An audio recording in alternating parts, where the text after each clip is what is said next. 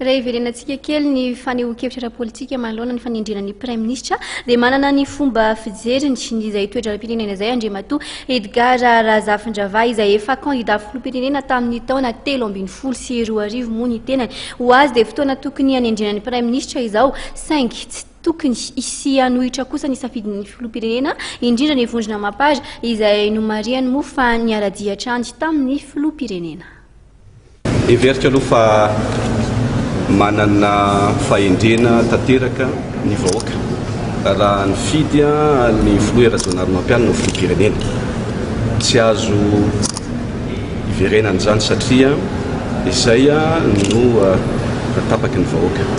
Raha ny fanendrena ny Premier Ministre dia adiditsy andraikitra ary adidy masina ny fanendrena an'izany. Ny tady izay Premier Ministre zaza ary ihany koa izay Premier Ministre mety amin'ny fieritreretany hanatanteraka andro programan'asa izay noheveriny nolazaina tamin'ny vahoaka fa ho tanterahana hanasoavana ny vahoaka sy ny firenentsika.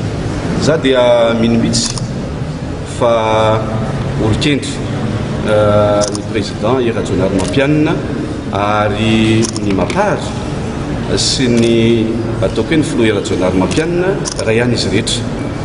Tsisy izay tsy nalalitsika isika vahoaka fa raha nisy ny fifidianana teto dia ireo olom-boafidy ny mampara rehetra dia nanao fampielezan-kevitra nanoana any filoha Rajaonary Mampianina tamin'ny fifidianana filoham-pirenena.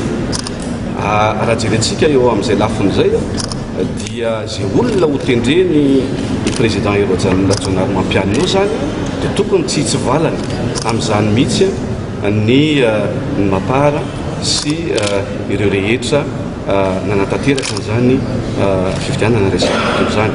Amin'izao fotoana izao reko ary hitam-pirenena fa ireo nanohatra tamin'izany fotoana izany dia efa nompo-kevitra ihany koa amin'izy filohan'ny filoham-pirenena ka dia everika fa fotoanany no tokony hanendreny an'izany Premier Ministre izany amin'izao fotoana izao satria dia miandry fatratra ny vahoaka, miandry isanandro ny vahoaka mba hisy masoandro miratra marina ho an'ity firenena.